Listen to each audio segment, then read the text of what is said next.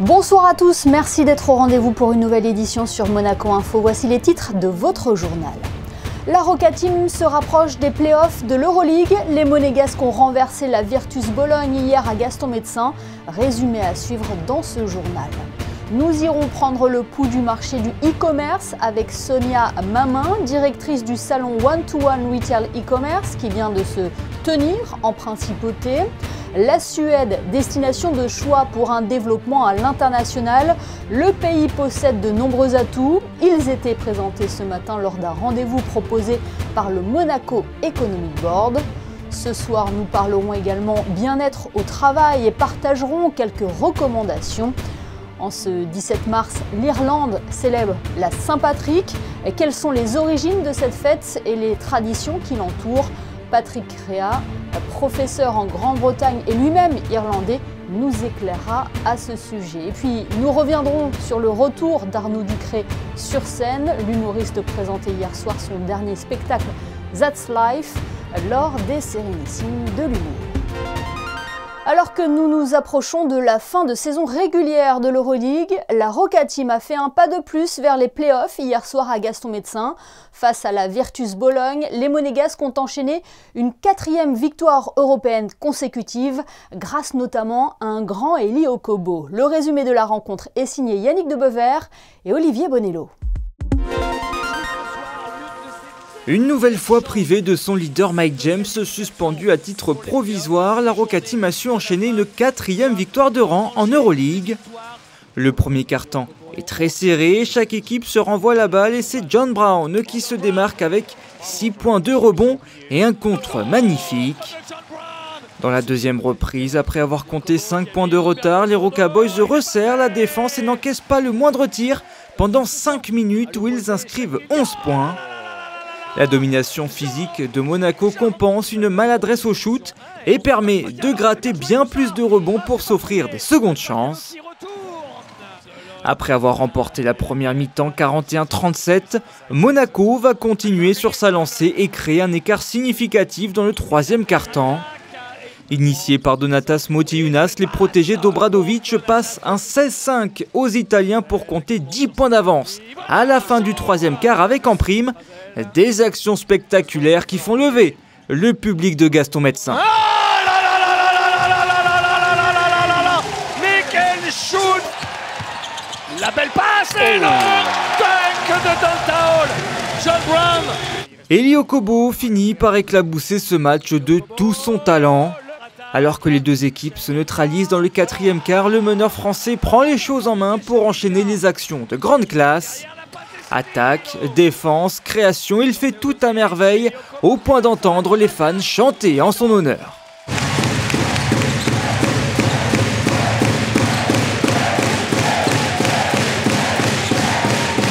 Score final 81-68 avec ses 21 points, 5 rebonds, 5 passes.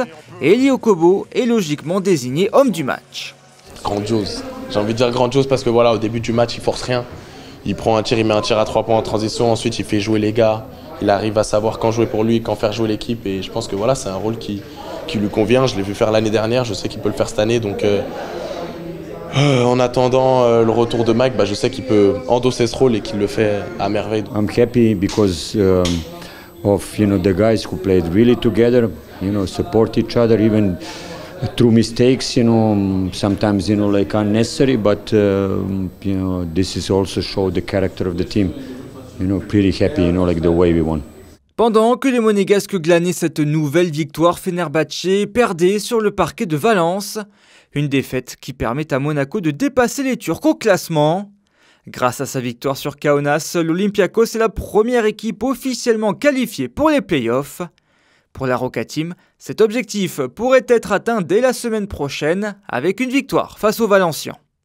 Après cette belle victoire en Euroleague, les Monégasques ont pris la direction de Trélazé pour y jouer la Coupe de France, un calendrier très chargé qui ne laisse que très peu de repos à une Roca Team ambitieuse. Mathieu Strazel et Sacha Obradovic sont au micro de Yannick Debevere. Ils reviennent sur cette nouvelle échéance. Le fait qu'on ait perdu en Leaders Cup, c'était vraiment un coup de jour pour nous. Les jours d'après ont été assez durs à encaisser, donc on va tout faire pour montrer qu'aussi en championnat de France, on doit être compétitif et justement remporter les matchs qu'il faut et montrer qu'on est une équipe soudée au bon moment. Donc ouais, c'est sûr que ce week-end c'est très important pour nous. Et on dit toujours jamais trop bas, même si on arrive à beaucoup gagner en ce moment, il faut qu'on arrive là-bas avec une mentalité de on veut gagner et pas d'être sûr qu'on va gagner. Donc voilà, ça va être la mentalité qui va faire qu'on va remporter les matchs ou pas. We need to regenerate, like and be ready for now really hard schedule. We go, like this weekend, then Tuesday, then Valencia, again crucial game, so all these games are on the line. We will bring, good confidence and good atmosphere from this one.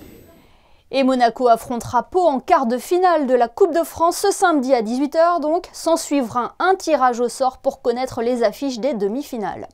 Toujours en sport, Laurent Banide n'est plus l'entraîneur de l'AS Monaco football féminin. Il coachait jusqu'alors l'équipe Fagnon qui évolue en Régional 1. Tony Ribeiro assurera l'intérim jusqu'à la fin de la saison. A noter que les Monégasques sont actuellement 2e de leur championnat. Les congrès repartent à la hausse et en présentiel au Grimaldi Forum. Dernier en date, le One-to-One Retail e-commerce. Ce salon a rassemblé pendant 3 jours les leaders mondiaux du secteur. L'occasion d'en parler avec sa directrice Sonia Mamin. Bonsoir. Bonsoir. Polariser un e-commerce contradictoire mais responsable, c'était le thème de ce salon cette année. Que se cache-t-il derrière ce thème ? Aujourd'hui, un consommateur, même s'il a envie d'acheter Made in France, même s'il a envie d'avoir en fait une livraison, il est prêt à avoir une livraison plus tardive. Dans les faits, il va pouvoir cliquer plus rapidement sur un bouton lorsque le prix va être moins cher, peu importe en fait où le produit aurait pu être produit. C'est un exemple parmi tant d'autres, mais ça veut dire simplement qu'il y a des injonctions contradictoires auxquelles les retailers ont à faire face. C'est l'état du marché aujourd'hui ? Non, ce n'est pas l'état du marché, mais c'est une réalité aussi. Donc c'est l'opportunité de pouvoir échanger sur ces sujets, de débattre et de voir comment avancer. C'est un secteur qui est en constante évolution, hein ? Absolument. En 2022, il y a eu 13,9% d'augmentation de vente de chiffre d'affaires en fait sur Internet, à la fois en produits et en services. Donc il y a toujours une croissance. On a, selon une étude qui a été faite par la FEVAD, Opinionway, 86% aujourd'hui des retailers, des patrons du retail sont optimistes sur l'année 2023. Donc oui, c'est encourageant. Est-ce qu'il est possible de tirer son épingle du jeu dans un écosystème qui évolue ou change si rapidement ? Alors oui, bien sûr, et c'est la raison pour laquelle d'ailleurs le one-to-one est fait pour ça. En fait, aujourd'hui, les rendez-vous d'affaires que nous organisons pendant 3 jours permet aux dirigeants d'entreprise de choisir et de rencontrer finalement ces prestataires de solutions avec lesquels ils vont travailler pour gagner en compétitivité. Est-ce qu'on intègre aussi la gestion du risque dans ces discussions ? La gestion du risque, oui, bien sûr. Chacun des décideurs, face à ces problématiques et ces enjeux business et ces organisations, est à même de pouvoir gérer cette partie de risque. Alors, vous l'avez dit, il y a eu des one-to-one lors de ce salon. Il y avait aussi des keynotes avec des intervenants passionnants, hein ? Oui, absolument. Est-ce que vous pouvez nous citer quelques-uns des intervenants ? On a eu à la fois il y a eu à la fois des keynotes, enfin en tout cas des conférences business et aussi des conférences inspirationnelles, avec notamment Axel Alletru qui est venu hier, qui est un sportif de haut niveau, qui est venu nous parler de résilience, qui est devenu paraplégique pour une demi-seconde justement de faute, j'allais dire, quand il a eu son accident à l'âge de 20 ans. Ça fait du bien aussi. Je pense que ça nous permet de remettre un peu les pieds sur terre, éviter de se plaindre et surtout de pouvoir continuer à avancer. Et on vient de finir en fait cette conférence avec autour de la cybersécurité, la désinformation et comment se protéger. Donc voilà, plein de bonnes conférences. Eh bien, parfait. Un bilan positif donc pour ce rendez-vous. Absolument. Oui, bilan très positif. Eh bien, merci beaucoup Sonia Manin d'avoir été notre invitée ce soir sur Monaco Info. Merci à vous. Intéressons-nous à présent à ce rendez-vous proposé par le Monaco Economic Board. Ce matin, il présentait les atouts économiques de la Suède, un pays qui pourrait être une destination de choix pour un développement à l'international. Plus de détails dans ce reportage de Fabien Bonilla et Arnaud Humbert. Le Royaume de Suède est un pays d'Europe du Nord et de Scandinavie. Sa capitale est Stockholm. La Suède est le 5e plus grand pays d'Europe avec ses 450 000 km². Voilà pour le point géographique. Ce qui nous intéresse ici, c'est la partie économique. Le MEB a effectué une mission à Stockholm en 2018 et bien dans la continuité des liens tissés avec ce pays, le Monaco Economic Board a accueilli l'entité de promotion Business Sweden afin de présenter les atouts de la Suède devant, entre autres, le ministre des Finances et de l'Économie, de l'ambassadeur de Suède à Monaco ainsi que d'une soixantaine de membres du MEB. Nous avons des liens économiques avec un certain nombre de pays en Europe, mais ce qui nous a été présenté ce matin concernant plus particulièrement la Suède me semble très intéressant du point de vue des nouvelles technologies, des technologies liées à la mobilité, des start-up, et je pense que tous ces domaines peuvent faire l'objet d'une connaissance meilleure en Suède comme à Monaco, de ce qui pourrait être proposé, ce qui pourrait résulter donc dans des échanges économiques accrus entre nos deux pays. Outre les nouvelles technologies, la Suède est dotée d'une économie dynamique. Ce pays est un grand exportateur de fer, de cuivre, de bois et d'hydroélectricité. La Suède est également le premier pays à consommer plus d'énergie renouvelable que d'énergie fossile.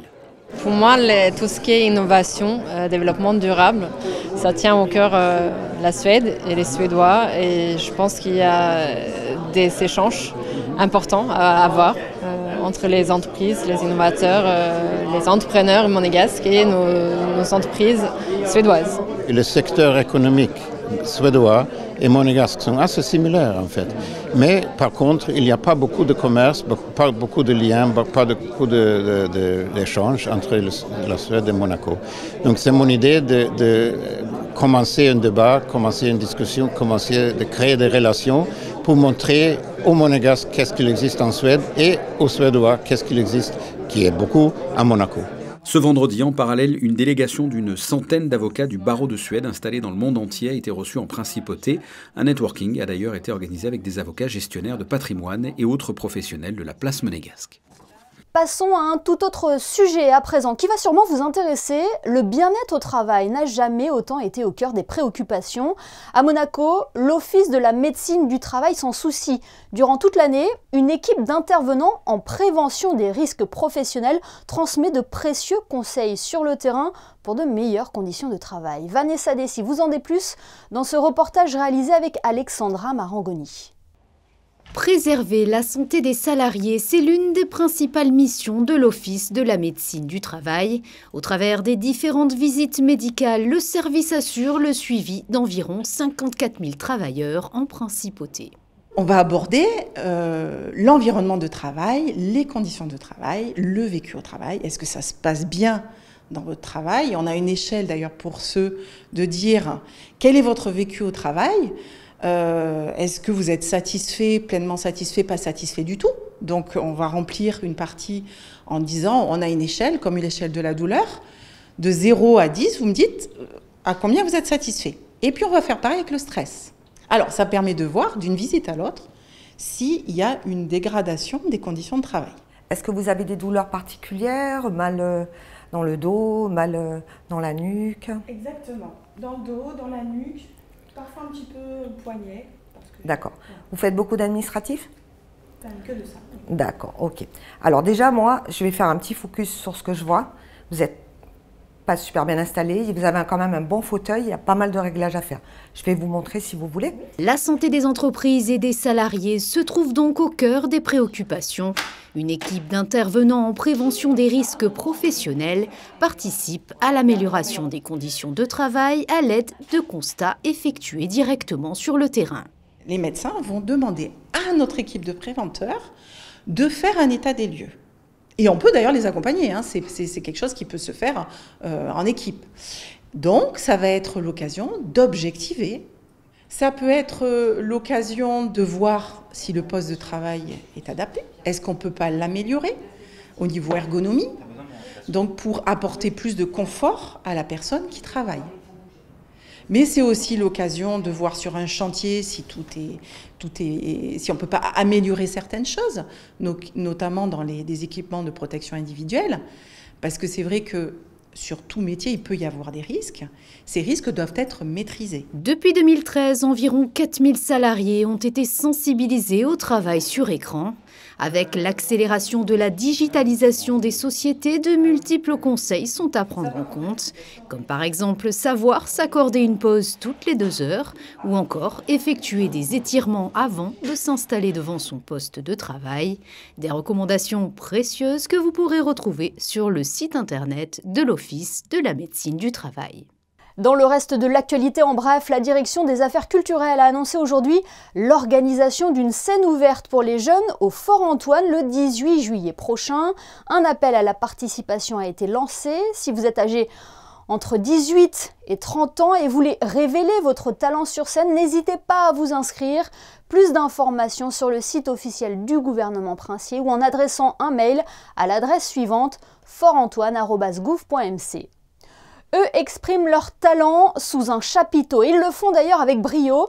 Le Festival international du cirque de Monte-Carlo aura lieu du 19 au 28 janvier 2024.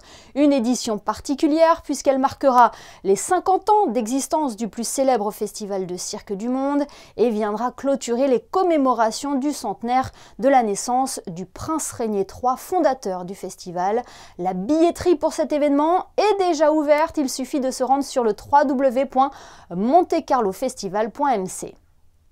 En ce 17 mars, l'Irlande célèbre la Saint-Patrick. Quelles sont les origines de cette fête et les traditions qui l'entourent?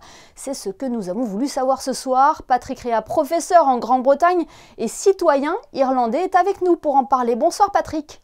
Bonsoir Emily, merci de m'avoir invité aujourd'hui. Merci à vous d'être avec nous pour nous parler de la Saint-Patrick. Quelles sont les origines justement de la Saint-Patrick? La Saint-Patrick, en fait, il est censé être de l'Angleterre ou de Pays de Galles. Et il a été pris en esclavage par des pirates. Et du coup, il a été coincé en Irlande pendant 6 ans. Et il était comme fermier et il a passé 6 ans en Irlande, en fait, beaucoup d'années isolé. Et il a eu une expérience spirituelle. Et du coup, il est devenu chrétien. Il est devenu l'évêque de l'Irlande.